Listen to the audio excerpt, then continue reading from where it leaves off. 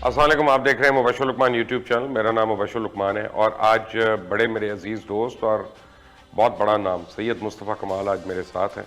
बहुत से सवालात करने हैं। आपने देखा है मुस्तफ़ा कमाल 2 दिन से प्रेस कॉन्फ्रेंसेस भी कर रहे हैं। खालिद मकबूल सिद्दीकी पे और दीगर लोगों पे उन्होंने इल्ज़ामात भी लगाए। आज एक ट्वीट में उन्होंने बिलावल भुट्टो जरदारी को भी बड़ा सख्त जवाब दिया, लेकिन बिलावल ने अभी तक उसका जवाब नहीं दिया। मुस्तफ़ा कमाल साहब मेरे साथ हैं। अस्सलाम वालेकुम जनाब। जी वालेकुम मुबशर भाई, कैसे हैं आप? मैं अल्लाह का शुक्र। पहले मुझे एक सवाल का जवाब दें, कराची की आबादी कितनी है? कराची की आबादी तकरीबन 2.25 करोड़ से 3 करोड़ की है। अच्छा, और कराची में नेशनल असेंबली की कितनी सीट्स हैं? 21 सीटें हैं नेशनल असेंबली की, लेकिन वो एक करोड़ 60 लाख के हिसाब से एक 21 सीटें नेशनल असेंबली की और प्रोविंशियल असेंबली की 44 सीट्स। अच्छा, तो मूसा भाई मुझे ये तो बताएं ना, मुझे क्योंकि इलेक्शन की साइंस नहीं पता कि गिलगित बल्तिस्तान में 7.5 लाख आबादी है और 24 सीट्स हैं, कराची में 3 करोड़ आबादी और 21 सीटें, ये क्या हिसाब है? जी बस कराची जो है वो अभी तक हम अपनी हुब्बुल वतनी का अभी हमें सर्टिफिकेट मिला नहीं है। हमसे पता नहीं क्यों डरते हैं मुल्क चलाने वाले, हमसे पता नहीं क्यों डरते हैं। ना हमें गिनते ठीक हैं, ना हमें पैसे ठीक देते हैं, ना हमारी जो है वो हमारी सीटें पूरी देते हैं हमें। मुझे नहीं पता कि कराची वालों से इतना डर खौफ क्यों है। हम तो इस मुल्क के बनाने वालों की औलादें हैं और इस मुल्क को चलाकर भी हमने दिखाया है। और हम तो पाकिस्तान का एसेट हैं, पाकिस्तान के लिए हमारी जानें कुर्बान हैं। और पाकिस्तान चलाने वालों को हमें अपना समझना चाहिए मुबशिर भाई। और बड़ी बदकिस्मती है कि आज तक हमसे ये बिल्कुल एक एक एक तीसरे दर्जे के शहरियों का सलूक है हमारे साथ। अब ये तो मैं मानता हूं कि ठीक है उनकी प्रोविंशियल असेंबली है और आपकी प्रोविंशियल असेंबली की 44 सीटें हैं, लेकिन 3 करोड़ के हवाले से तो बहुत कम है ये नुमाइंदगी। नहीं बिल्कुल 3 करोड़ गिन नहीं रहे ना। हमें तो 1 करोड़ 60 लाख गिनकर उन्होंने ये 3 करोड़ जब अगर हमें गिन लेंगे, उस 3 करोड़ के हिसाब से तकरीबन कराची की 75 नेशनल असेंबली की सीट्स बनती हैं और तकरीबन 40 नेशनल असेंबली की सीट्स बनती हैं और तकरीबन 75 जो है वो प्रोविंशियल असेंबली की सीट्स बनती हैं, 75 to 80। तो इसका मतलब कराची पे सिंध की पॉलिटिक्स में बाकायदा रोल अदा कर सकता है अगर सही डिमार्केशन हो जाए तो। देखिए कराची सिर्फ सिंध की नहीं, पूरे पाकिस्तान की पॉलिटिक्स में सियासी तौर देखें, आज तो कराची लीड कर रहा है इकोनॉमिकली। इंशाअल्लाह ताला कराची लीड करेगा पॉलिटिकली भी। जिसको फिर इस मुल्क में हुक्मरानी करनी होगी वो कराची में आकर लोगों के दिल जीतने की कोशिश करेगा। वो टेरिटरी नहीं जीतेगा, वो नए डिस्ट्रिक्ट बनाकर जो है वो इस ख्वाब ख्याली में नहीं रहेगा कि तासुब की बुनियाद पर, जुबान की बुनियाद पर वो जो है वो कराची को फतह करे। फिर सिंध में जिसको हुक्मरानी करनी है और फिर पाकिस्तान में जिसको हुक्मरानी करनी है, उसको कराची को उसका ड्यू शेयर देना पड़ेगा। ड्यू शेयर का मतलब कोई पैकेज नहीं है, इमरान खान साहब वाला लॉलीपॉप नहीं है 1100 अरब रुपए। ड्यू शेयर का मतलब है कराची को उसके हुकूक, कराची को इमदाद नहीं चाहिए, उसका हक चाहिए। तो 1100 अरब कम है वैसे जो मिल गया? तो मिल जाए जब जब पूछे ना मुझसे कि कम है ज्यादा है, मिले ही नहीं है, मिलेंगे भी नहीं। और अभी बिल्कुल तक नहीं कम आए? है, 3,500 अरब रुपए साल में 3,500 अरब रुपए देता है कराची। आप उस पे जो है वो 1100 भाई नहीं चाहिए, हमें पैकेज नहीं चाहिए, पैसे नहीं चाहिए। आप हमें हमारा हक दो। जो 18वीं तरमीम में आपको सूबाई खुद मुख्तारी मिली है वजीर आला को, वो वजीर आला की खुद मुख्तारी नहीं है, वो सूबा सिंध की खुद मुख्तारी है। उसका मतलब है कि सिंध के तमाम गांव, तमाम गोट, तमाम डिस्ट्रिक्ट, तमाम शहर खुद मुख्तार होने चाहिए। मुझे वो खुद मुख्तारी चाहिए। एनएफसी अवार्ड में जो पैसा मिलता है वो वजीर आला के अपने अपनी जात के पैसे नहीं है, वो सूबे के पैसे हैं। जिसका मतलब है कि प्रोविंशियल फाइनेंस कमीशन का इजरा करो, पीएफसी अवार्ड दो। ये दो चीजें जब तक आप मुझे नहीं दोगे, ये इस ना आपकी सूबाई खुद मुख्तारी 18वीं तरमीम का आरामद है, ना आपका जो है वो बजट एलोकेशन का आरामद है। अच्छा, तो अब इसका मतलब ये है कि 1100 बिलियन भी नहीं आए, पिछले साल जो 150 बिलियन अनाउंस हुए थे वो भी नहीं आए, तो क्या आवाम इसके ऊपर एहतजाज नहीं करेगी अब? देखें इन्हीं कॉल्स के ऊपर तो मुबशिर भाई 8 नवंबर को उस पार्टी की आवाज पर कराची के लोग जमा हो गए, जबकि आपने इसी जगह ग्राउंड पे 11 पार्टीज का इज्तिमा देखा था, जिसमें पीपल्स पार्टी खुद इस वक्त जो है वो हुक्मरान जमात है, उसमें पीएमएलएन थी, जेयूआई थी। आप देखें कि उनका जलसा एक तरफ और हमारे जलसा आप देखेंगे तो मैं नहीं कहता, दुनिया से पूछें कि क्या लोग थे क्या। तो ये तो आप जो बात करें बिल्कुल लोग इस वाली बात जब तैयार हैं कि उनको लीड किया जाए, लोग हमारे साथ जुड़ गए और हम इस तरह खामोशी से कराची वाले अब नहीं अपने बच्चों को मारेंगे। अच्छा, लोग तो आपके साथ जोड़ रहे हैं, लेकिन आप लोगों को और अलग कर रहे हैं कि आपने खालिद मकबूल सिद्दीकी पे इतने ताबड़तोड़ हमले कर दिए, रॉ का एजेंट बना दिया। हकीकत क्या है? मुबशिर भाई, मैंने 4 साल पहले ये बात नहीं बोली। देखिए, आज से 2 दिन पहले डीजी आईएसपीआर ने और मुल्क के फॉरेन मिनिस्टर ने, शाह महमूद कुरैशी साहब ने एक इंतहाई और इंपॉर्टेंट प्रेस कॉन्फ्रेंस की, और उसकी इंपॉर्टेंस का अंदाजा इस तरह लगा लें कि बहुत कम मौके ऐसे होते हैं कि जहां पर फॉरेन मिनिस्टर और डीजीआईएसपीआर इकट्ठे बैठकर प्रेस कॉन्फ्रेंस करें। उस प्रेस कॉन्फ्रेंस में वो हमें पाकिस्तानियों को ये बता रहे हैं कि मुल्क में रॉ जो है वो किस तरह से पेनेट्रेट कर गई है और करती है, और उसमें उन्होंने बाकायदा अलग से एमक्यूएम के ऊपर पूरी तमाम सबूत और शवाहिद दिए कि एमक्यूएम किस तरह से रॉ से फंडिंग लेकर कितने कैंप्स चला रही है, कितने पैसे, कितने मिलियन डॉलर ले चुकी है, और रॉ के यहां कराची में टेररिज्म एग्जीक्यूट कर रही है। मेरा सवाल यह है कि वही रियासत और वही हुकूमत जो अल्ताफ हुसैन को रॉ का एजेंट कह रही है, उसने अल्ताफ हुसैन को आज तक जिंदा कर रखा है इस कराची में। कैसे?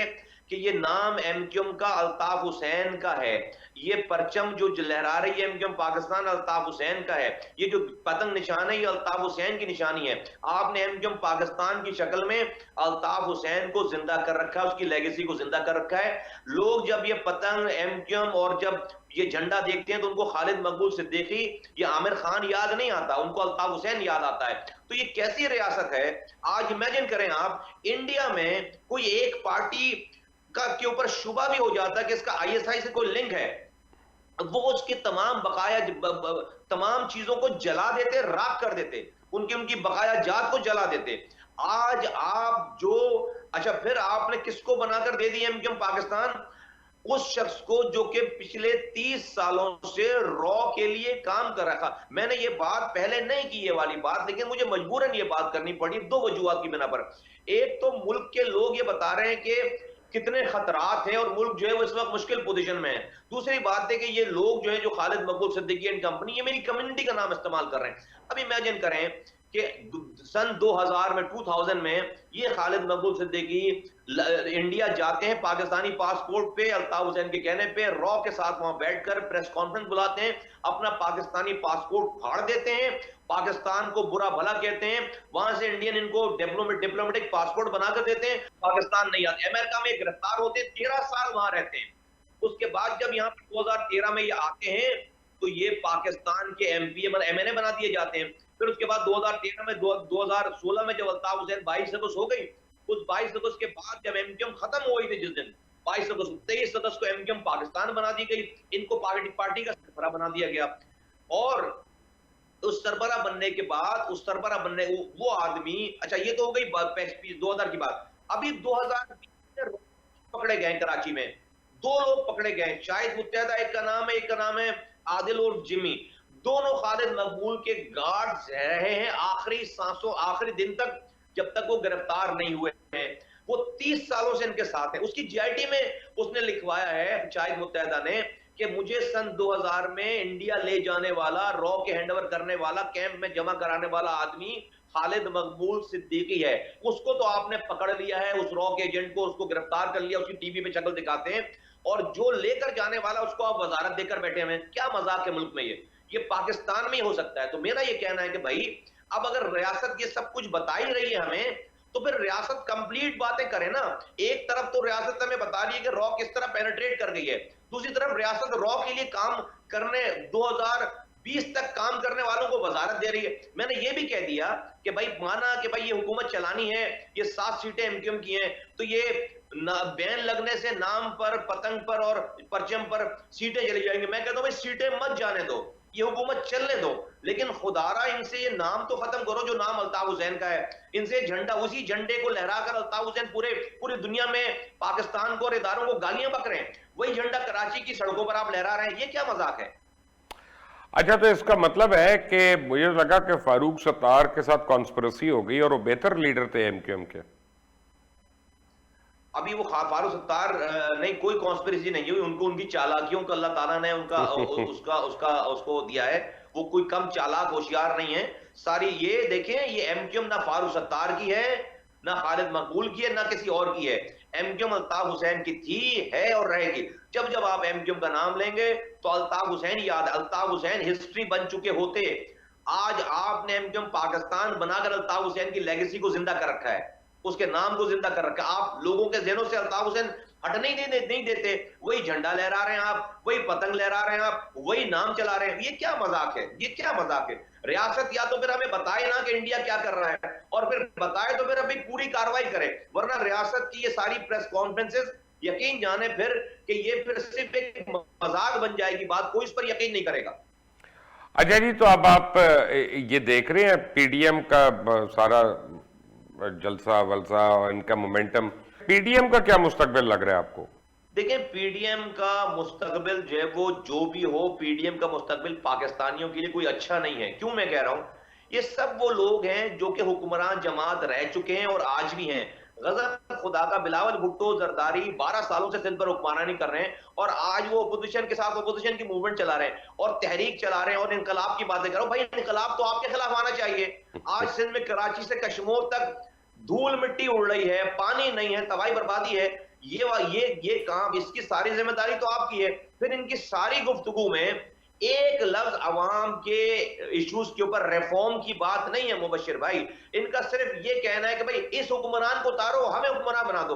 ओ भाई, आप हुक्मरान पहले भी तो थे, आज भी तो हैं। अगर अगर इसी तर्ज पर हुक्मरानी करनी है तो भाई आसमान से फरिश्ते भी आ जाएंगे ना, तो इस मुल्क के लोगों का भला नहीं होगा। इसलिए हम कह रहे हैं इस मुल्क में एक नेशनल डायलॉग की जरूरत है, ग्रैंड नेशनल डायलॉग की जरूरत है, जहां पर आप अगले 20 सालों के लिए पाकिस्तान का एजेंडा बनाएं कि पाकिस्तान अब चलाना कैसे है।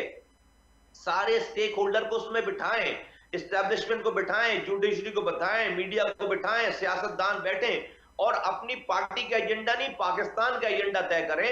और उसमें मैं क्यों ये बात कर रहा हूं, फर्ज करें मुबशिर भाई, आज इस मुल्क में जमहूरी जमहूरी हुआ हुआ है, क्या मुराद है मेरी इससे?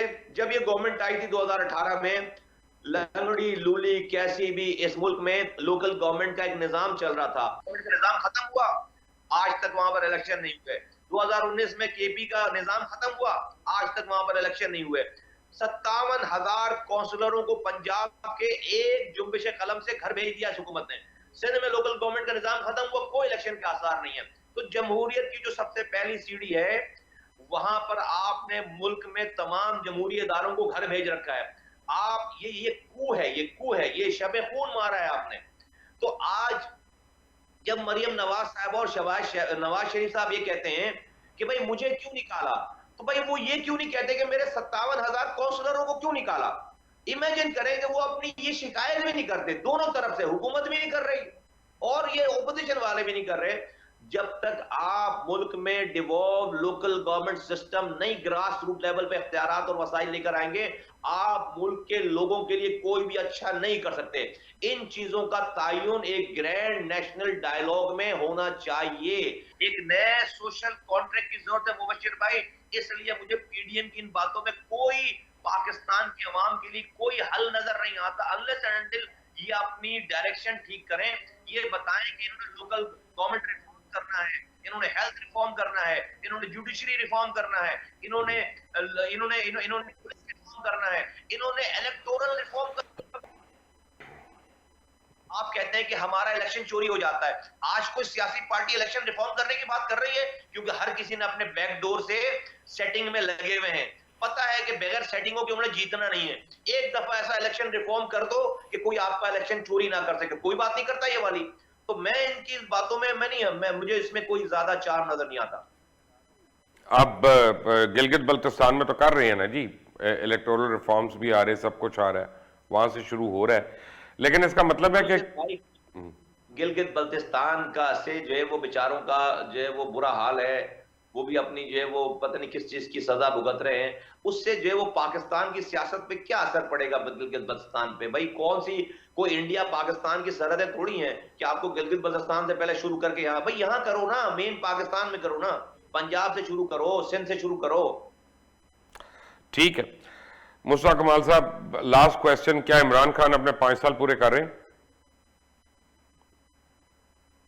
मैं चाहता हूं कि वो 50 साल पूरे करें, लेकिन ऐसे ना करें जिस तरह कर रहे हैं। ऐसे तो 5 दिन भी 5 हफ्ते भी पूरे होते हुए नजर नहीं आते।